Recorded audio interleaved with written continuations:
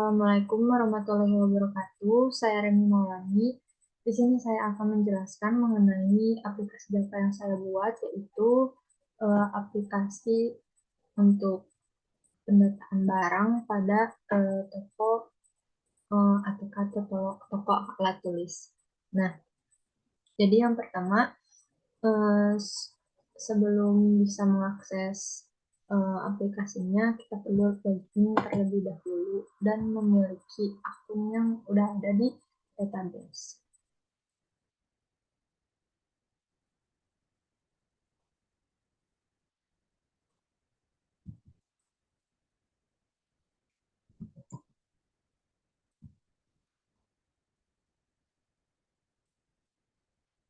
Nah, setelah login, kita masuk ke menu utama. Di menu utama ini ada 3 pilihan, yaitu data barang, masuk atau keluar barang, dan data pegawai. Nah, yang pertama, kita coba data barang. Nah, pada data barang ini kita perlu kita bisa menambah, mengedit, dan menghapus data barang yang ada pada toko. Nah, misalnya ada di sini ada barang baru itu menu penggaris.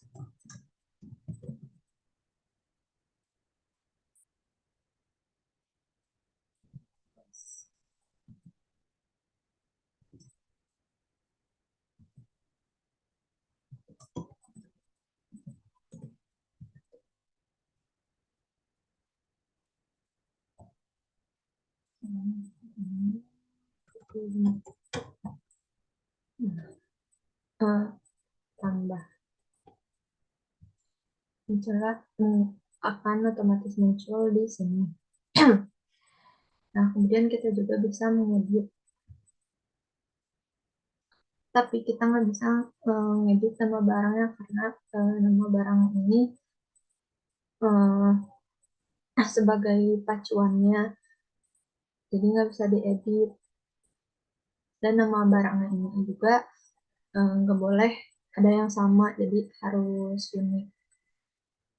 Hanya kita ganti harganya jadi 50.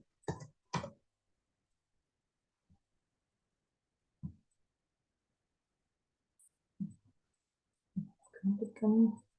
Sekarang kita coba hapus.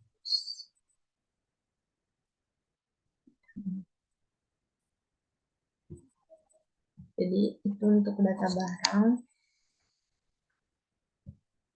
Kemudian yang kedua, masuk atau keluar barang. Nah, masuk dan keluar barang ini adalah untuk pendataan setiap ada data barang yang masuk atau data barang yang keluar. Misalnya ada misalnya ada barang yang masuk, misalnya ada ini roller, ada data barang yang masuk, itu roller sebanyak 50 pak, statusnya masuk, misalnya pada tanggal 12 Januari 2023. Nah, kemudian di sini kita bisa cari pada tanggal 12 Januari 2023 itu ada berapa barang yang masuk. Nah, jadi ada 5 barang yang masuk pada 12 Januari 2023. Nah, ketika data barang ini keluar, kita bisa ekspor. Nah, nanti ketika ekspor, data barangnya bakal pindah ke sini, jadi ada di file di sini.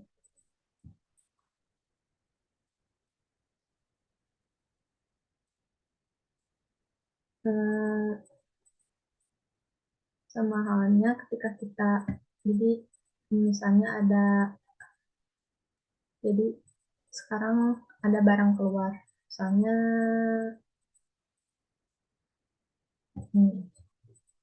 pensil warna, ada 20 pensil warna yang keluar pada tanggal 12 Januari 2023. Itu juga bisa nyari di sini. Pada 12 Januari 2023 itu ada barang apa aja yang keluar. Nah, data ini. Nah, kemudian ini enggak 12. Hanya 20 Januari. Gitu aja.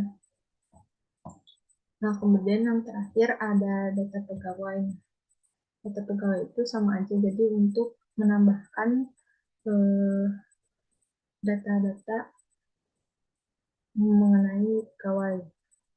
Nah, misalnya di sini ada pegawai baru. Ini namanya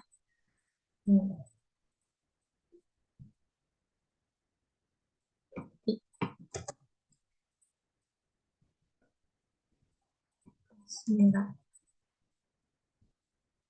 perempuan.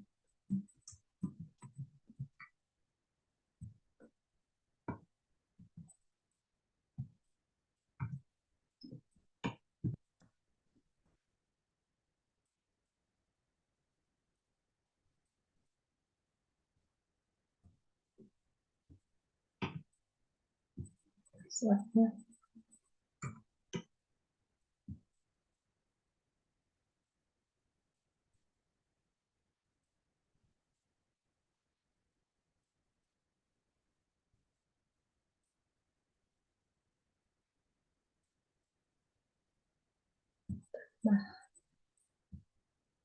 Nah, jadi ini adalah data-data yang bisa digunakan ketika kita akan masuk ke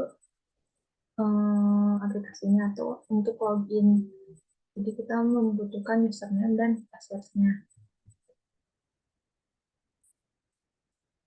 Nah, mungkin segitu mengenai aplikasi pendataan barang pada toko alat tulis yang saya buat.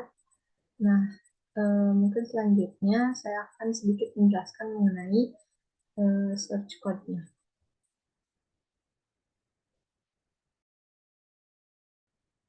Nah, untuk search code-nya, jadi kita punya dua kelas untuk menyimpan variabel dan untuk getter setter-nya.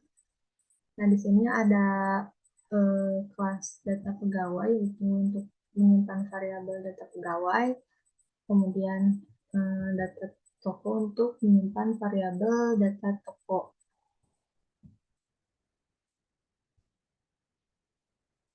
Nama, merek, jenis, untuk status, kemudian jumlah dan stok. Nah, kemudian di sini ada config. Config itu untuk menghubungkan aplikasi ini ke database. Jadi di sini nama database-nya, passwordnya kosong, usernya root. Jadi di sini untuk menghubungkan aplikasi ke database. Nah, sudah. Kemudian lanjutkannya. Jadi yang pertama mungkin kita akan menjelaskan mengenai search code yang di data barang. Nah, jadi data barang itu ada dua fungsi, yaitu fungsi untuk kosongkan form dan tampilkan data. Nah, kosongkan form itu jadi ketika kita habis klik atau apa, ngeklik save, edit, kayak gitu, formnya akan otomatis kosong lagi. Nah, kemudian yang tampilkan data ini, yang di tabel sini, data-datanya akan muncul di situ. Nah, si tabel itu datanya dari mana? Datanya dari database. Database dengan tabel data barang.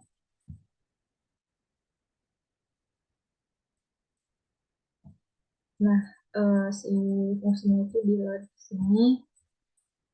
Nah, yang pertama ada fungsi tambah. Nah, di sini yang data type ini kita mendefinisikan kelas ini di sini.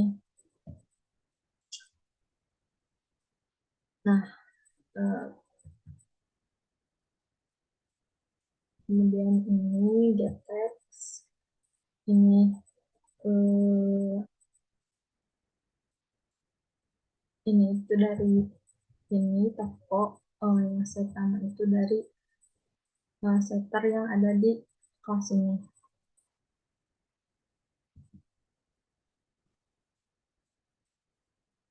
Yang set.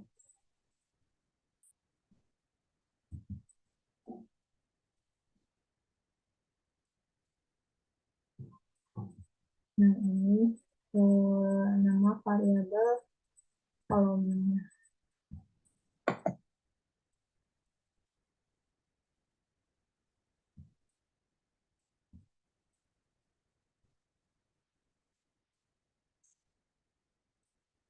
Nah, di sini uh, sintaksnya insert into, masukkan uh, ke tabel data barang, yaitu uh, variabel atau pada kolom nama barang, merek, jenis, dan harga.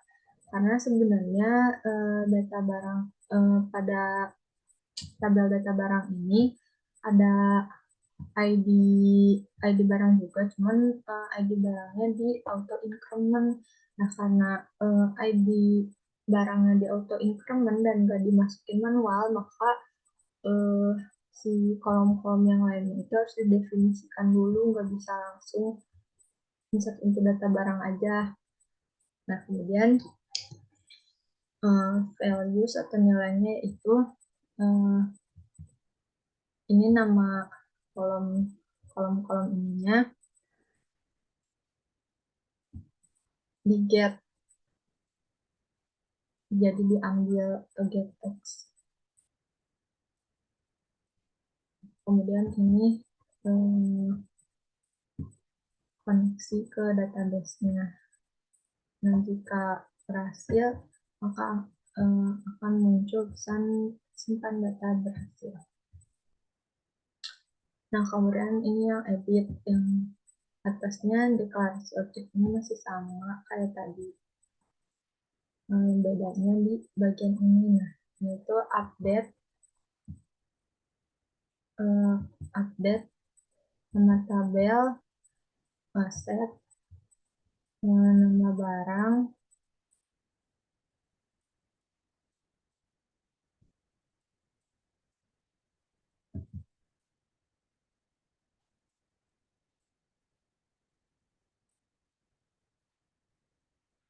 nah nama barang,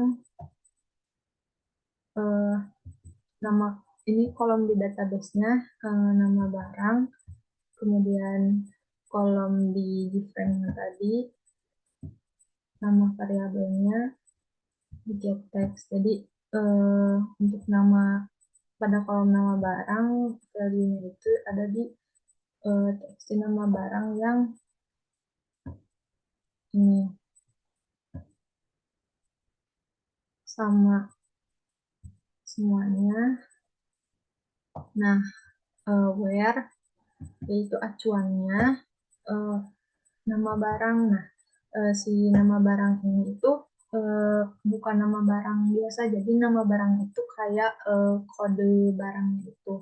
Nah, jadi nama barang atau si kode barang ini itu nggak boleh ada yang sama, jadi harus unik. Jadi si nama barangnya juga ini nggak bisa diedit, dia cuma sebagai menjadi patokan atau acuannya.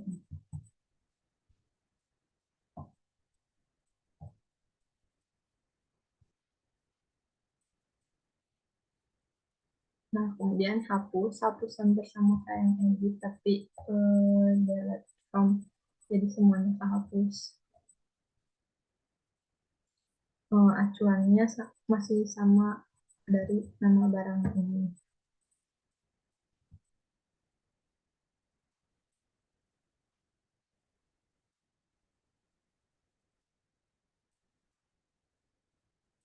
Nah, di sini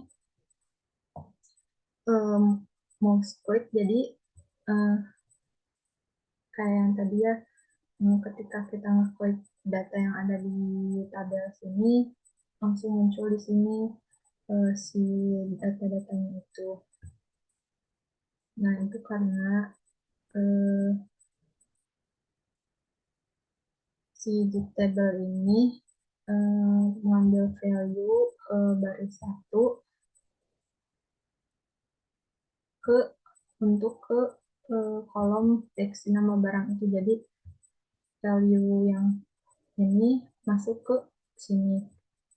Jadi kayak gitu. Nah, sama semuanya kayak ini value 2 baris 2 untuk ke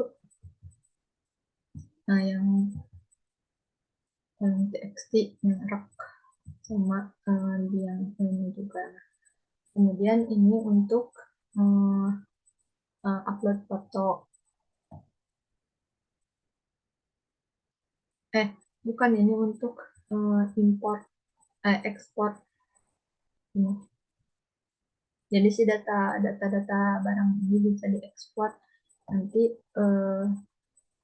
muncul di sini datanya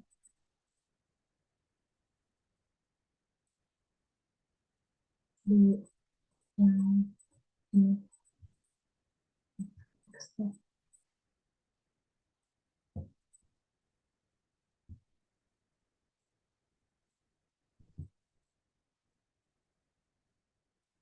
Nah, mungkin segitu untuk data barang.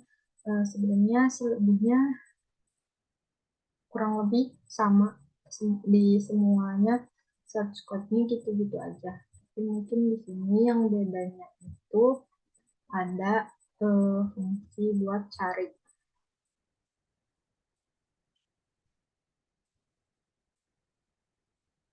Nah, si fungsi cari ini jadi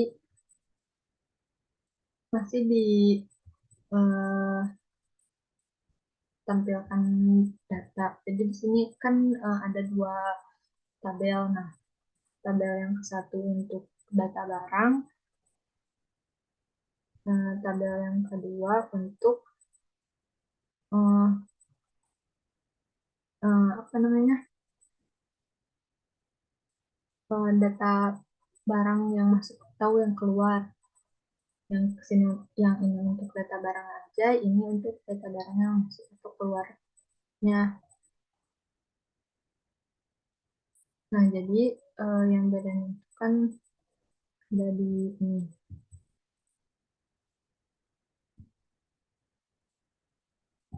Di sini ada fungsi cari. Nah, jadi select bintang, tampilkan data dari tabel data barang masuk dengan acuan atau acuan where ketika tanggalnya eh, tanggalnya dari teks dicari ini, dan statusnya dari sini. Jadi ini select bintang ketika statusnya apa, terus tanggal berapa.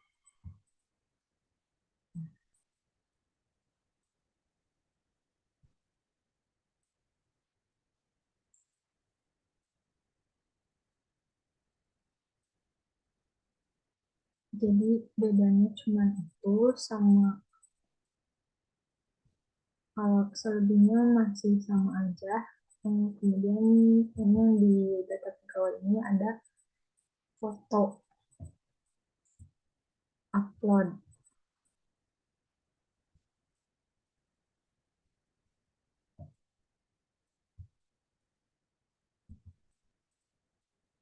Jadi di sini ada ini,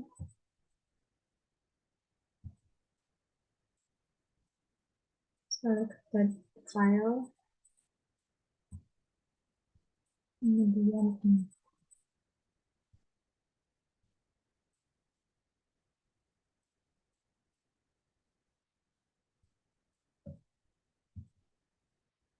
ini adalah folder untuk upload foto. Nah, ini untuk menyimpan data file yang telah di-select untuk di-upload. Nah, kemudian ini nama. Jadi kan nama filenya itu bakal diubah sesuai dengan yang tadi txt nama. Misalnya tadi namanya, misalnya di sini namanya Reni. Nah, nanti si nama fotonya, nama file fotonya itu bakalan jadi Reni. Misalnya asalnya nama file fotonya ABCD. Nah, ketika disimpan, udah diinsert, nama filenya bakal jadi Reni. Nah, mungkin segitu penjelasan dari saya mengenai aplikasi pendataan barang pada toko ATK ini. Mohon maaf bila masih kurang jelas. Wassalamualaikum warahmatullahi wabarakatuh.